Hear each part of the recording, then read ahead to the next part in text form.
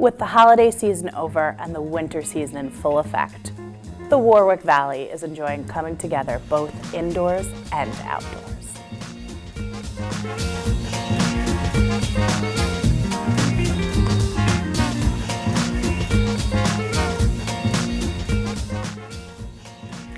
Welcome to this January 2025 edition of In the Valley. I'm Stephanie Keegan-Craver.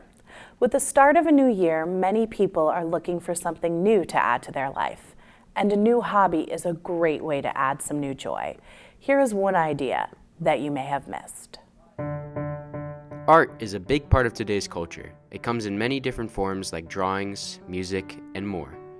The type of art that I want to focus on is paintings, but more specifically, oil paintings. On January 18th, from 1 to 3, Dr. Ping Maroney hosted an art show at the Albert Wisner Library. At this event, Dr. Maroney showcased many of her oil paintings. All of her paintings are buildings in Warwick and Greenville Lake. This event showcased her talents, but also her Chinese culture. Dr. Maroney is also the Mandarin Chinese teacher at the Warwick Valley schools. Teaching is a big part of her life, and she is proud of what she does. Dr. Maroney even brought out students to present the work they make in her class. She brings communities together with her art, and many are very appreciative. Well, an event like this brings community together, and obviously a lot of the paintings in here are from the town and village of Warwick and also the village of Greenville Lake. And I'm looking forward to bringing this same type of event to Greenville Lake to show off to our community all the good work that Dr. Ping does. I think it's a wonderful showcase of art, and it shows people who might not be mobile to get around to actually see what different aspects of their community look like. Art is very important, and it is one of the most peaceful things to do in your free time. Even just admiring art can heal your soul. Art is the soul of the life. No art, no life. If you just a simple life, working, you don't think about how to enjoy life. So come to the art. Art is the beautiful things about the life. It's the soul. Yeah, art is very important because it beautify our life, and also it in some way for us to express the beauty. Like all these paintings express the beauty in our environment. I see she paint a lot of different houses, which is sometimes look better than reality. At this event, many of Dr. Maroney's friends came to support her. Dr. Maroney's longtime neighbors came to cheer her on, and they were very impressed with what she could do. I mean, Ping flourishes everywhere she is. She's such an exuberant, happy person who always makes me smile, but I really see her come into her element when she's surrounded by her gorgeous works of art. And I'm so happy for her that she's able to do this and continue her talent and share it with the world and everyone. She's so creative and talented and just a joy to talk to and be in a room with. This day was magical for Dr. Maroney. Art brings people together, and she demonstrated this power perfectly. I asked Dr. Maroney why people should start painting, and she said this. Why people need to start to paint? That is an excellent question. First, if you painting is it's like a meditation. It's very relaxed. To me, it's not work. It's an enjoyment. When you paint, you release stress and just enjoy the nature. For instance, if I paint the landscape, first of all, you just communicate with nature. That's why I want to paint. Dr. Maroney uses her painting skills to admire the world around her. Sometimes you need to take a step back because emotions get too big for us. First of all, I feel fantastic because I see my student, I see my friend, I see my neighbor, and I see Greenville like a mayor, and this is great, bring everybody together, and everybody's happy, not just I'm happy. Fantastic, but it's a lot of work, worth it. Art is a powerful tool, and when someone can harness it as much as Dr. Maroney, there is a lot you can do. This art show taught people, including myself, about many things like community, culture, and the world around us. On February 1st, Dr. Maroney visited the Chester High School to perform a live demonstration and share her amazing skills with many people, including the Chinese Association. When we come back, I'll be joined by a very special guest, so don't go anywhere.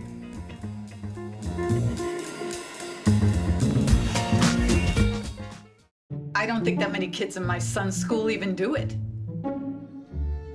He makes fun of his friend who vapes. He would never try it. She's into soccer. She's on the honor roll. She's just not the type.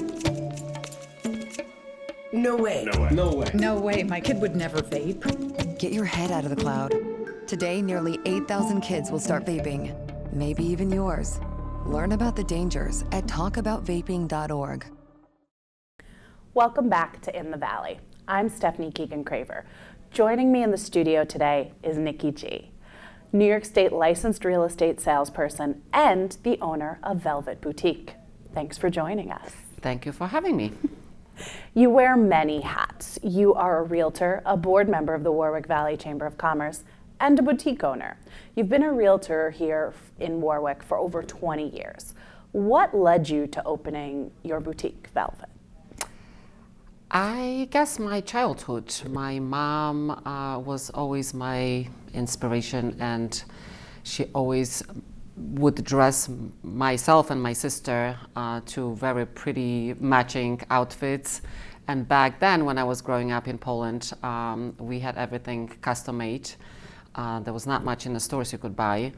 So that was always my dream. I always liked to wear pretty things. My mom would always make sure that we look pretty, with colorful, vibrant colors, and that was always my dream. So when I came here, I started with real estate, but then somewhere in the back of my mind there was that fashion that I wanted to do. And meeting Martha, my business partner with Velvet, that's when things started happening, and that's when Velvet was born last year in May. Wow. So aside from your mom, where else do you draw style inspiration from?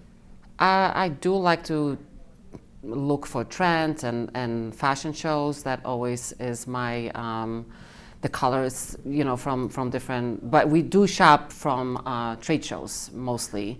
The European styles we like.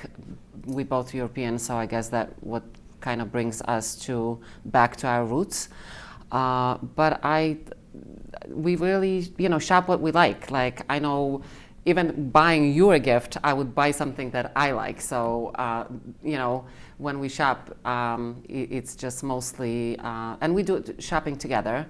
So it's really trade shows and fashion shows and what we really like and what we find. Wow. Your store has a curated, unique collection of beautiful things. Do you immediately see something at trade shows and just know it has to be in the store? Absolutely. Like I said, I would not buy, even for the store, something that I don't like, hoping that everybody else will like what I like. But I do get a lot of compliments about what we have in the store. It's vibrant, very colorful, and people seem to like what we choose for them. Yeah. Is there a style trend you'd like to see go away? I don't think so. I mean, I think I like to keep everything, especially sequins. I don't think I love stripes. I love plaid. So that's something that I guess something that's more casual, that could go away. I like more elegant. So if it comes to maybe not so elegant, that could go. So it's safe to say that maybe casual is a style trend that you don't want people to embrace in 2025, and you want people to embrace sequins? I do. Sequins, stripe, colors, yes, definitely. And so any advice for people who are thinking about starting their own boutique? The only thing I can think of is really having a partner, because that was probably my, I was not brave enough to open it on my own. I think it takes a lot, especially the backstage of the business, where, with the taxes and money and paperwork. So that's not something I love to do. I'd rather do the shopping for the store.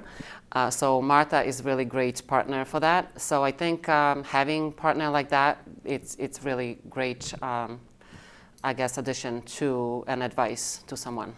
Yeah. So what's next for Velvet Boutique? Velvet Boutique is coming with a little coffee shop.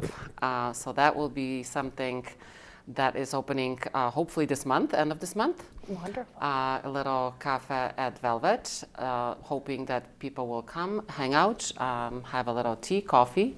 And we have a piano in the store.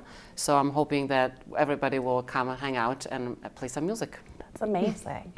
When we return on In the Valley, the phrase "there are two sides to every coin" will be put to the test. Don't go away. We'll be right back.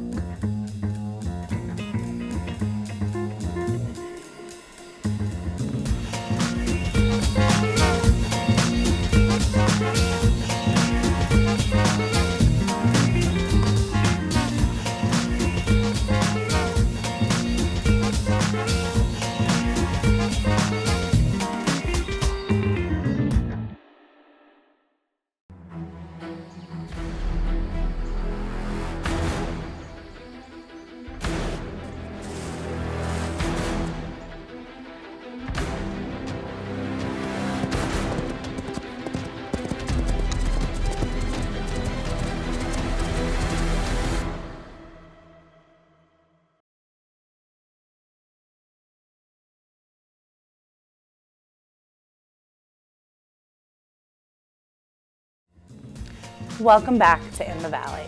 I'm Stephanie Keegan-Craver. The question of do you like winter or spring better is certain to get a quick response. But what if you factor in supernatural forces that predict the transition? So we're back in the Warwick Valley, and here's a video of a groundhog. And you want to know something that's coming up? Groundhog Day. So let's find out what people think of it. Groundhog's Day is one of the best days of the year because my son was born on that day 32 years ago. What I think of Groundhog's Day is it's kind of silly because the groundhog can't talk and tell you, so how do you know if it saw its shadow or not?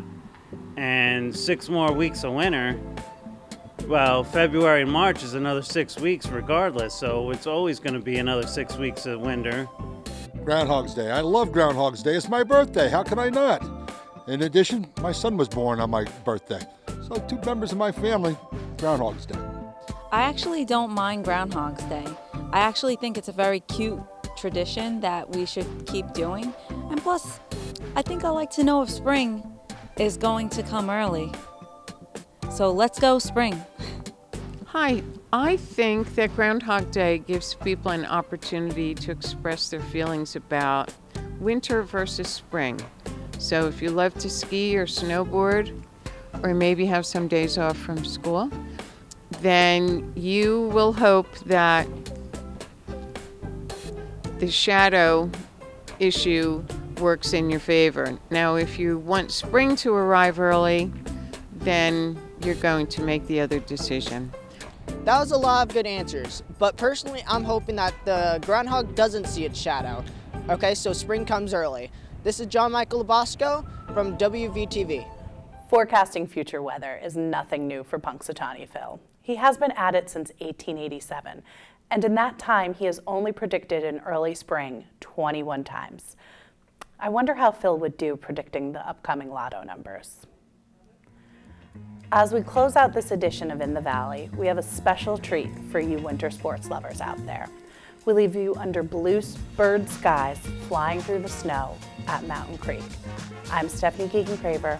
We'll catch you next month.